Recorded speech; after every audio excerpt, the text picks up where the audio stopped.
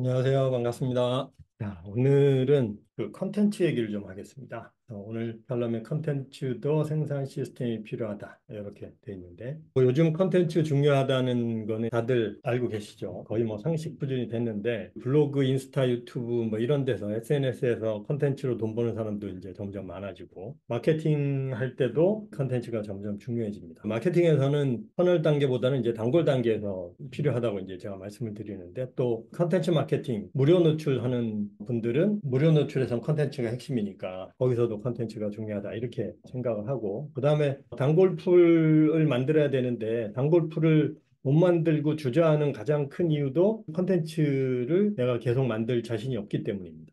컨텐츠를 그러면 어떻게 하면 크게 부담 없이 만들 수 있느냐 하는 거는 결국은 비즈니스랑 똑같아요. 시스템을 만들어야 된다. 왜냐하면 그냥 사람 개인의 역량에 따라서 하는 거는 항상 한계가 있어요. 이건 뭐 아무리 뛰어난 재능이 있는 사람도 자기 역량에 의존하다 보면 이게 항상 사람이 굴곡이 있거든요. 지금처럼 우리가 시스템을 돌리는 데에 컨텐츠를 이용하려면 컨텐츠가 꾸준히 나와줘야 되거든요. 컨텐츠를 꾸준히 생산하는 게 사실은 쉽지가 않아요. 사람이 혼자서 계속 이렇게 만들어내려면 뭔가 이제 시스템이 필요한 거죠. 컨텐츠도 생산 시스템이 필요합니다. 제 경우를 예를 들어서 컨텐츠 생산 시스템을 어떻게 만들면 좋은지에 대해서 오늘 좀 정리를 해보겠습니다. 일단 저는 생산 시스템을 세 단계 정도로 운영을 하고 있더라고요. 그래서 첫 번째가 글감 모으기입니다. 글감을 일단 모아야 되겠죠. 두 번째가 글쓰기를 해야죠. 세 번째가 쓴 거를 이제 잘 활용해야 됩니다. 이 3단계로 진행을 하면 되는데, 보통 이제 대부분이 요 1번을 잘 안 해요. 그러니까 쓸 게 없는 거죠. 그래서 대부분 이제 글쓰기 관련된 프로그램이나 강의를 보면 요 2번만 합니다. 그리고 좀 제대로 하는데도 뭐 1번하고 2번 같이 하겠죠. 어쨌든 이 1, 2, 3번 단계로 가면 된다. 이렇게 생각을 하시면 되고요. 두 번째는 이거를 별개 활동으로 하는 게 아니라 상품을 이용해야 된다. 글 쓰는 일 자체를 별도로 하려고 하면 시간이 없어요. 안 그래도 지금 비즈니스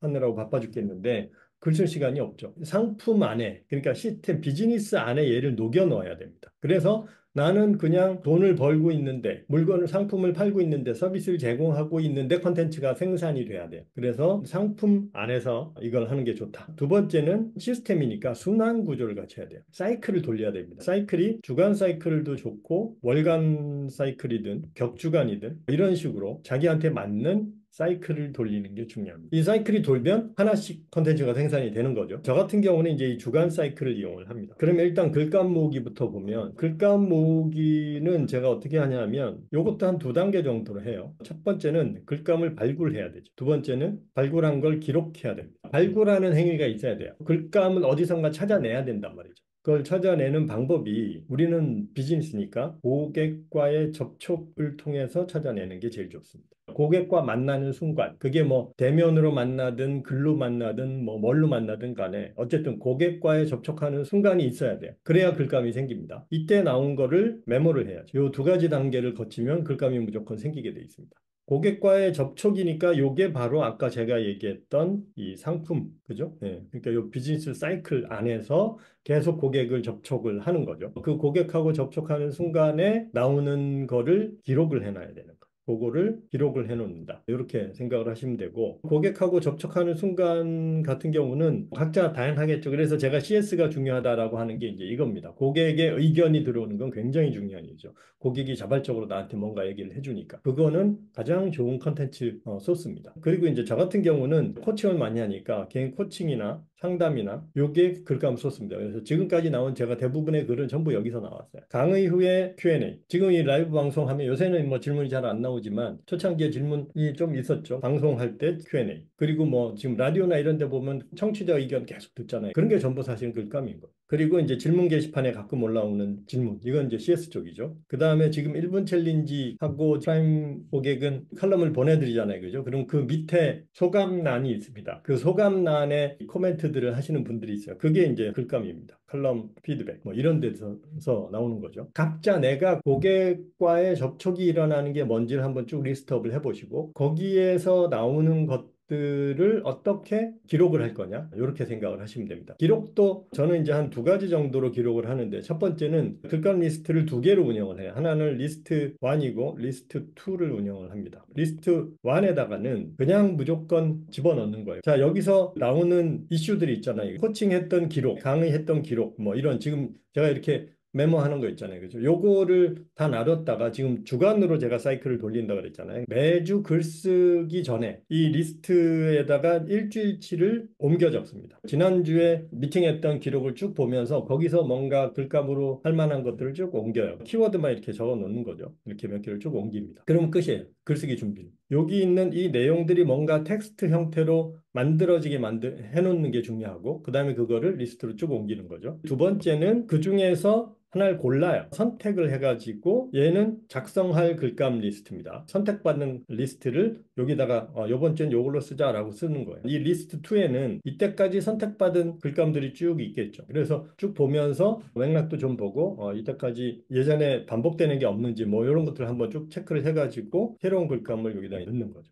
그러면 글감 모으기는 끝나는 겁니다. 그 다음에 이제 글쓰기는 주간 루틴으로 쓴다 그랬잖아요. 그러니까 주간 루틴으로 글을 쓰는 상품을 하나를 만들어 놓는 거예요. 저 같은 경우는 얘가 장마클 레터입니다. 뉴스레터. 장마클 레터를 매주 수요일 날 나가거든요. 그러니까 저는 화요일 날이 글 쓰는 날이에요. 화요일 날 저 글감 체크를 쭉 해놓고 그 다음에 이제 글쓰기를 하는데 장마클 레터도 보면 저는 이제 두 가지 섹션으로 돼 있어요. 하나는 반복되는 칼럼이 있고요. 신규 칼럼이 있습니다. 이 신규 칼럼이 새로 쓰는 글이에요. 레터 받아보신 분은 아시겠지만 제목하고 나오는 거는 메인 칼럼이고 메인 칼럼은 한 50개 정도가 1년에 한 바퀴씩 돌아갑니다. 그렇게 돌아가는 거고 그 다음에 그 앞부분에 제가 인사말 비슷하게 쓰는 칼럼이 있어요. 그게 신규 칼럼에 해당하는 거고요. 그거를 요 주제를 가지고 여기서 선택된 요 주제를 가지고 신규 칼럼을 작성을 하는 거예요. 근데 이렇게 장마클 레터나 상품을 이용하는 이유는 뭐냐면 이 받는 사람이 딱 정해져 있잖아요. 그죠? 누군지 명확하게 알죠. 이런 사람들이에요. 그 사람들한테 필요한 얘기를 그냥 제가 대화하듯이 쭉 쓰는 겁니다. 여기서 뭐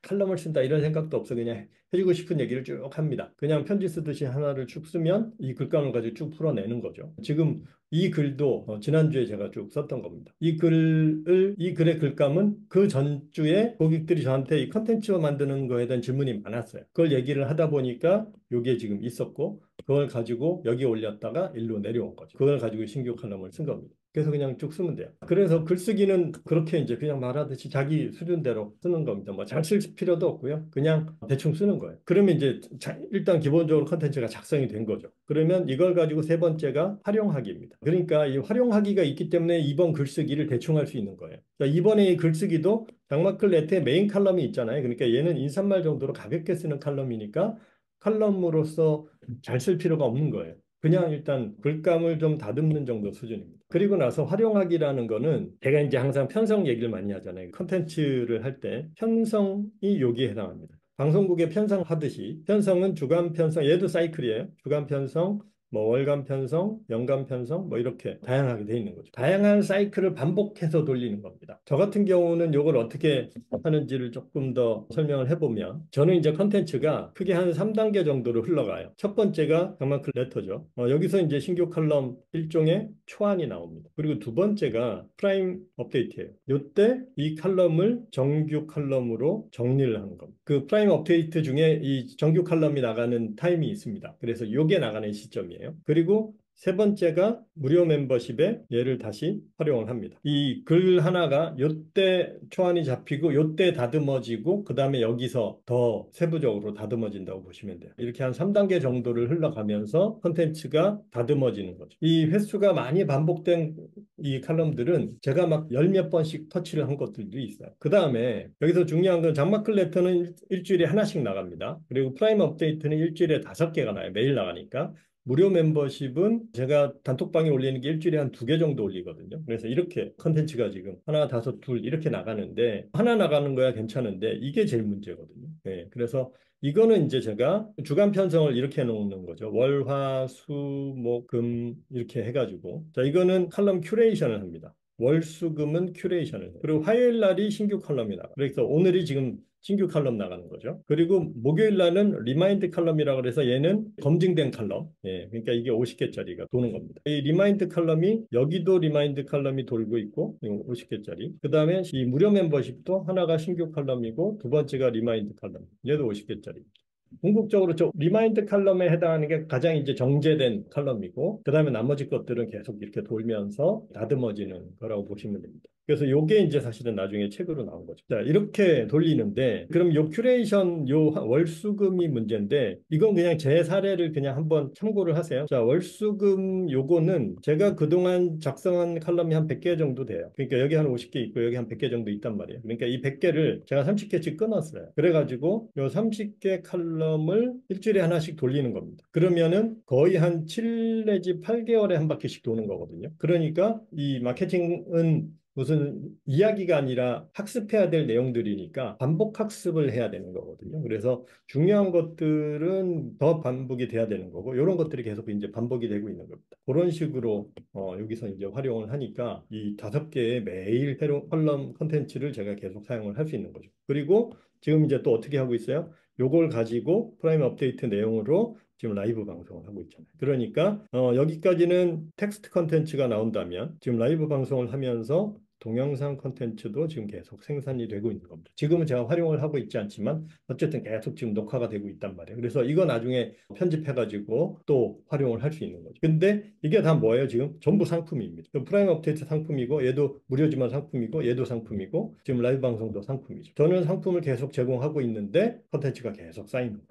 이런 식으로 하게 되면 그냥 비즈니스를 계속 하고 있는데 컨텐츠가 계속 축적이 되고 있는 이런 식의 시스템을 만드는 게 가장 중요한 포인트입니다. 근데 저 같은 경우는 이제 지금 한 5, 6년 동안 쌓인 컨텐츠가 있으니까 이렇게 지금 다양하게 활용을 하고 있지만 초기에는 저도 단골풀 대상으로 요거만 했습니다. 단골풀 대상으로 사실은 한람만 일주일에 한 번씩 요거를 단골풀 대상으로 계속 한 거예요. 그거를 한 1년 정도 했더니 한 50개, 100개가 쌓인 거예요. 그래서 그걸 가지고 레터를 만들기 시작을 했고 레터를 몇 년 돌리다 보니까 또 컨텐츠가 쌓여서 그걸로 지금 이렇게 일간 컨텐츠를 만들어낼 수 있게 된 겁니다. 저 같은 경우는 이제 지식 서비스니까 이렇게 오리지널 칼럼을 제가 작성을 하잖아요. 그죠? 근데 이건 아무나 할 수 있는 건 아니고 지식 서비스가 아닌 분들, 일반 상품이나 서비스 같은 경우라면 직접 작성하지는 않더라도 다른 글들이 있잖아요. 그죠? 그래서 관련된 글이나 뭐 컨텐츠, 그러니까 방법이 오리지널 컨텐츠를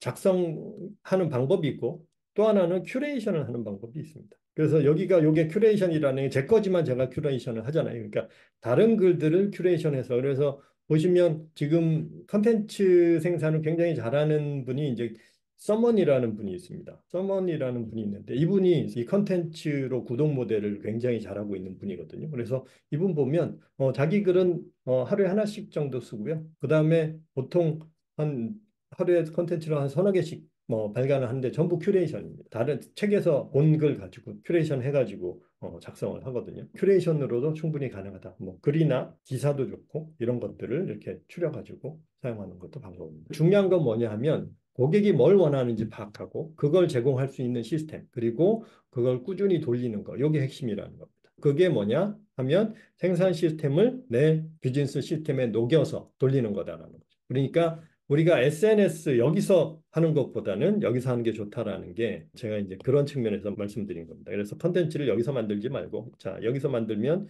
전부 이거 돈입니다. 근데 여기서 만들면 이거는 돈을 벌면서 얘는 돈을 쓰면서 돈이라는 게 시간이죠. 그러니까 내 시간 쓰면서 하는 거고 여기는 돈을 벌면서 한다. 그래서 제가 항상 말씀드리는 거는 상품으로 돈 벌면서 비즈니스를 하자, 마케팅을 하자, 이 얘기입니다. 자, 그래서 오늘은 뭐 내용이 좀 방대한 내용이라 조금 길게 말씀을 드렸는데 참고를 하시고 관련된 질문이나 의견은 채팅창이나 댓글창에 올려주시면 또 제가 답변 드리겠습니다. 그러면 내일 뵙겠습니다. 고맙습니다.